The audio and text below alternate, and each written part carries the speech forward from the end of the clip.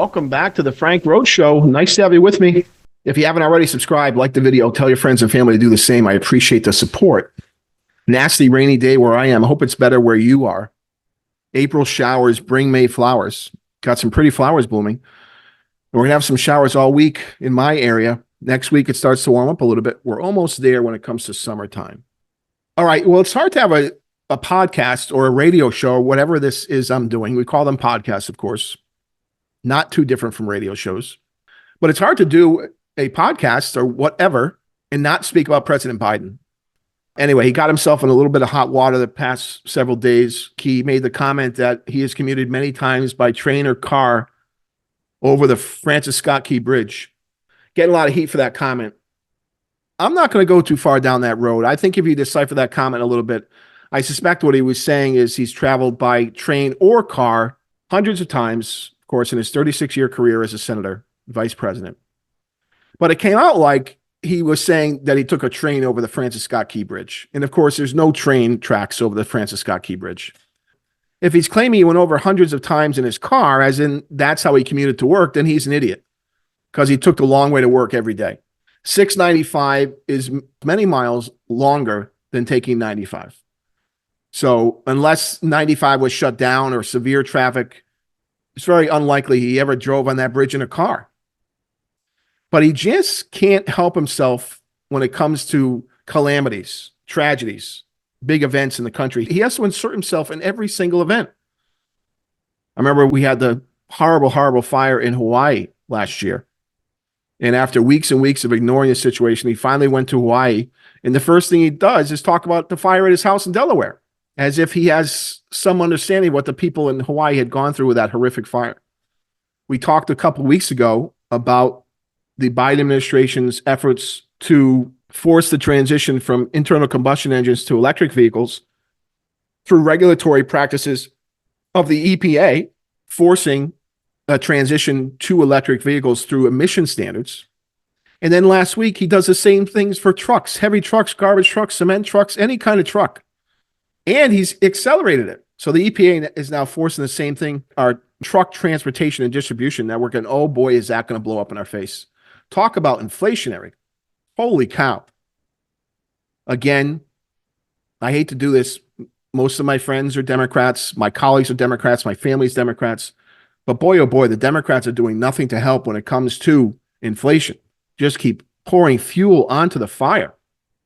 And certainly this is more of it. Now that's down the road, obviously, some years, but not going to help in any way when it comes to inflationary pressures. And then yesterday, April 1st, we had a declaration by New York City Mayor Adams that he's going to impose a now higher minimum wage for delivery workers, Uber, Grubhub, DoorDash, $19.69, I think it was, raising the minimum wage. Holy cow, talk about inflationary. Good Lord, stop using those services. Come on, honestly. Why are you using Uber? Why DoorDash? Why Grubhub? Stop using these horrible services. They're bad for the environment, first of all. If you're concerned about global warming and CO2 emissions, well, then we got to stop the insanity that is the delivery operations from these three companies. And you're paying exorbitant fees for slowly delivered food that's not fresh, that's not hot. Look at the receipt of your delivery. You're paying more than half of the total in delivery charges. It's just not rational. And young people are uniquely involved in this. And if anyone complains to me about money in their expenses and they're using Uber or DoorDash or Grubhub, well, I'm sorry, you're just stupid. You're an idiot. Stop it. Take these companies down. They're hurting us. They're not helping us. And then another Democrat, Gavin Newsom, last year they passed legislation that took place yesterday. All fast food workers get $20 an hour. So Democrat Gavin Newsom and Democrat Eric Adams are adding fuel to the inflationary fire, and they are spiking unemployment. Always and everywhere, minimum wage rates result in unemployment. And that's going to happen in California. Going to have a huge inflation spike on fast food. Going to have a huge lack of demand for fast food on the part of lower middle class and lower income Americans. And now those that do still buy fast food will be paying sit-down restaurant prices for crap fast food. Really horrific. All right, checking in on the bridge, the Francis Scott Key Bridge. Seeing some progress. They opened up a channel today under one of the intact sections of the bridge for relatively small vessels. to go in and out of the port. So that's great news there. Also got some interesting sonar imaging of the collapsed bridge in the water and how complicated that is going to be to extract the destroyed bridge. The crews are already cutting up the metal, the steel. They're already beginning to remove some pieces of it, but it's going to be quite a removal operation. A lot of the bridge is stuck deep in the mud. The roadbed is there. Of course, the tons and tons and tons of steel. It's so going to be a real challenge on just clearing the existing bridge from the waterway. But what really bothers me is projections I'm hearing from government entities through apparently engineers and contractors that say it's going to take 10 years to rebuild the bridge and $800 million. That would be a collective national embarrassment. First of all, we can't afford to wait that long. China would have this bridge up in 2 years. We can do the same thing. This should be an urgent national security effort to get that bridge back up. Any major bridge that comes down like that, we can't take 10 years to build a new bridge. But think about what America has become. Think about the regulatory burdens, the environmental issues, the political backfighting, the design of the bridge, the naming of the bridge. There's going to be all kinds of unnecessary barriers put in place to actually doing the job of constructing the bridge. The original construction took 5 years. I think it cost $200 million in today's dollars. We have got to get better people in place to rebuild that bridge far more quickly than 10 years. That is just sad if that is what it actually takes us. I want to segue just for a second to marijuana and gambling. We have increasingly allowed legal gambling and legal marijuana around the country, and I think it's a big mistake. We're making a huge mistake. And what's really bothering about this is that celebrities, people that young people look up to, role models for young people, are hawking gambling and marijuana. And what got me on this, Mike Tyson's come out with a line of edibles that look like a portion of his ear that was bit off when he fought Evander Holyfield many years ago. Celebrities promoting gambling, celebrities promoting pot, celebrities getting rich off gambling, celebrities getting rich off pot, not to mention the liquor, right? The celebrity liquors and how much money they're making there. But the celebrity class is now damaging young America by telling them it's okay to gamble, it's okay to smoke pot, and let's make it more legal. I know they're having a debate down in Florida about legalization. But I think this is a real moral mistake we're making, and it's going to hurt families. It's going to hurt individuals. Gambling in particular, that is a severe addiction that can take down whole families, destroy people's lives. You hear about people that win at gambling. You never hear about people that lose or lose their livelihood or lose their spouse or their children or their homes. So every time I see a celebrity hawking gambling or marijuana, I really, really get concerned. And there's lots of them. People I like, celebrities I follow, athletes I like, athletes I follow. But I'm sorry, they're making a huge mistake doing this. It's like the celebrities that are promoting cryptocurrencies or Bitcoin, promoting a Ponzi scheme. Just, I think, a real, real mistake here. I noticed Hillary Clinton was on Stephen Colbert. Oh, actually, you know what? That was Jimmy Fallon. Sorry, it was the Tonight Show, not Colbert. Anyway, she was on a talk show, and she was talking about politics, of course. And, of course, we're going to hear this for the next 8 months from all the surrogates for President Biden, and Hillary Clinton will be one of them. And she says, describing the two candidates, one is old and effective and compassionate, has a heart and really cares about people. And one is old and has been charged with 91 felonies. Guess who was who? And she was kind of complaining about why young people are angry that these are our choices. Two men, very old, Trump in late 70s, Biden early 80s. And she basically said to the young people who are complaining about their choices is get over it, accept it. These are our choices. Let's move on. And she went further on to say that Donald Trump is an existential threat to the country.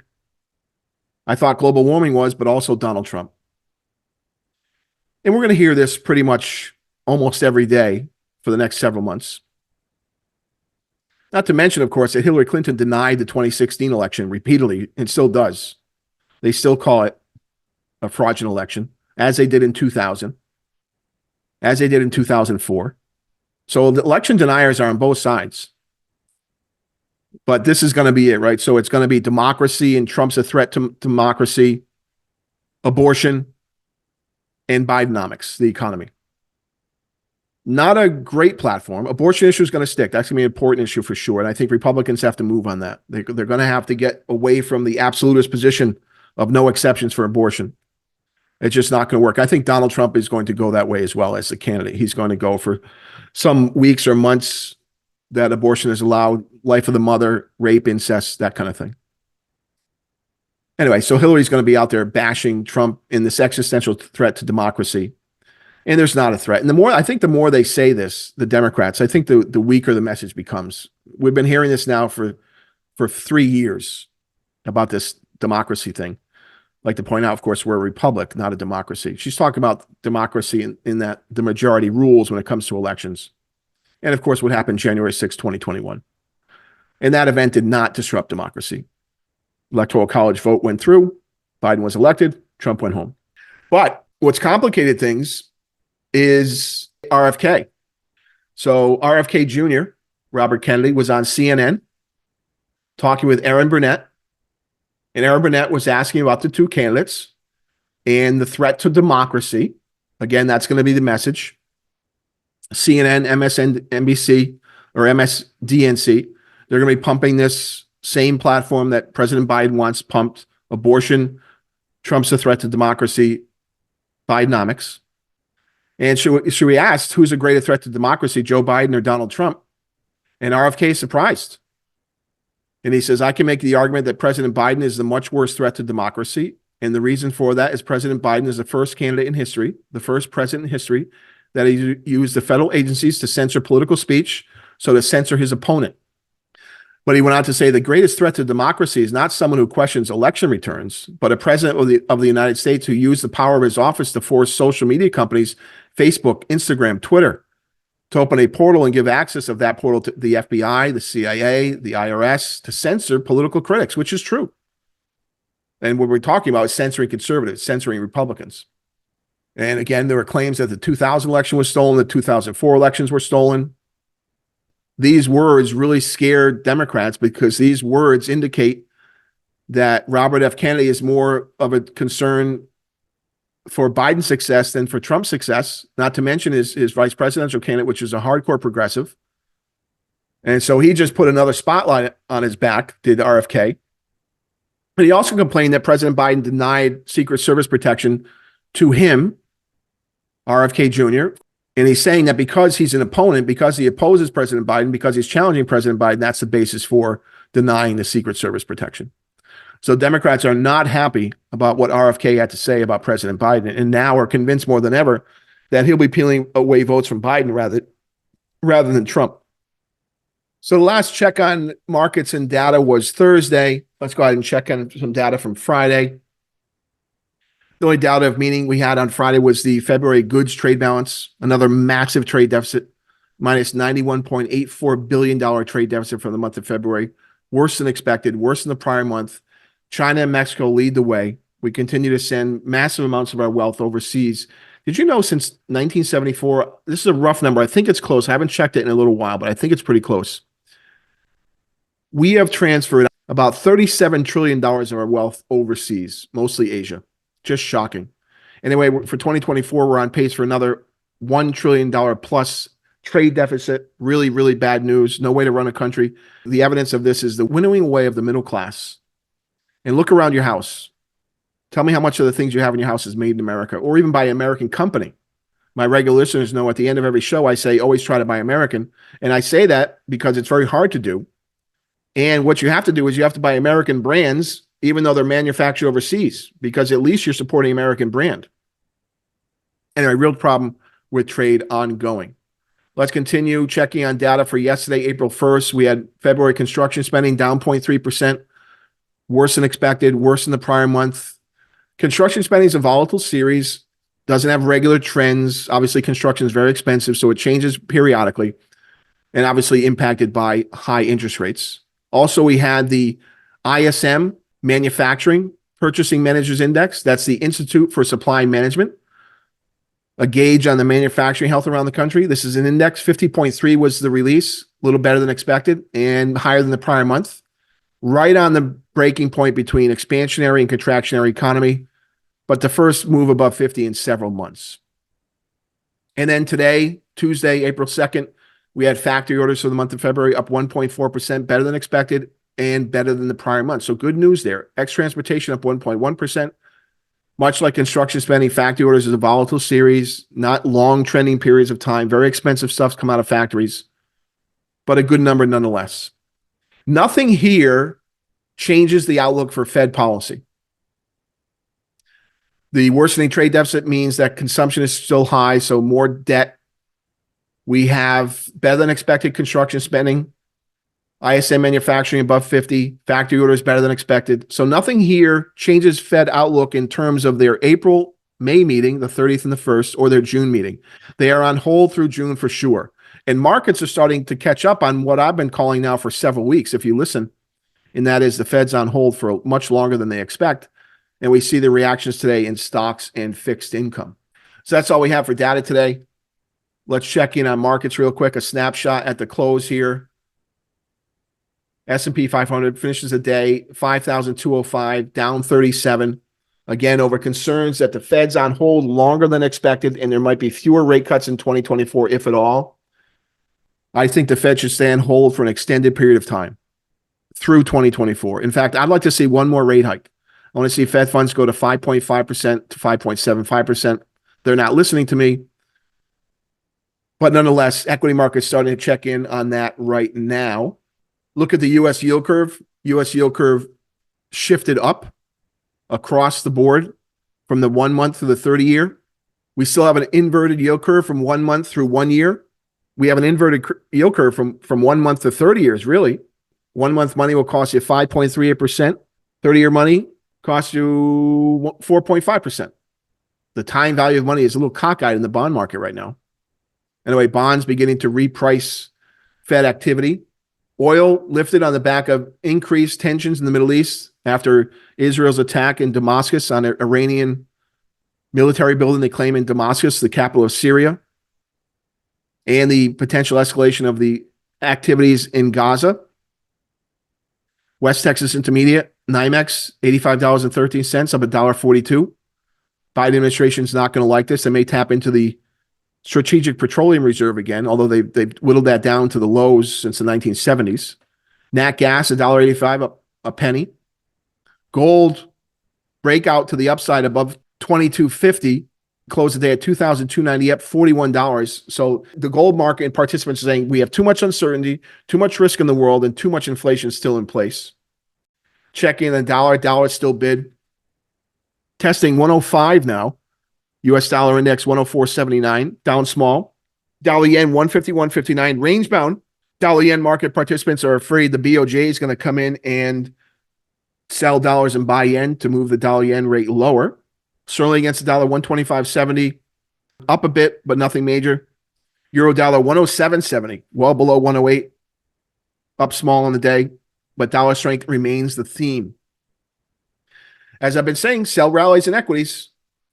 Sell rallies in bonds. Remember, bond prices are inversely related with interest rates. So when bond prices rise, interest rates will fall. So if we think interest rates should be higher, we want to sell bonds. We want to buy dips in commodities and buy dips in the dollar. All right, that's all I have for you today. Always try to buy American.